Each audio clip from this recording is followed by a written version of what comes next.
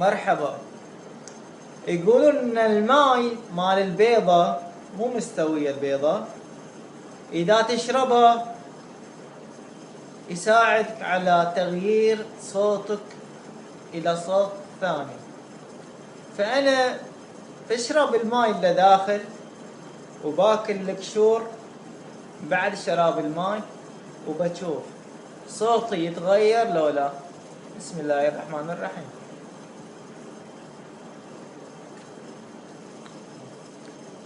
في ملاحة بس حلو.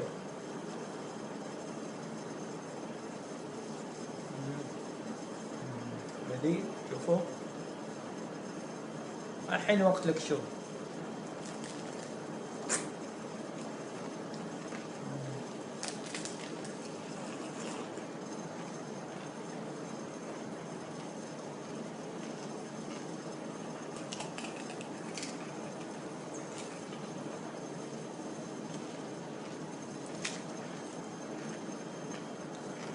طبت بس بعد باكل.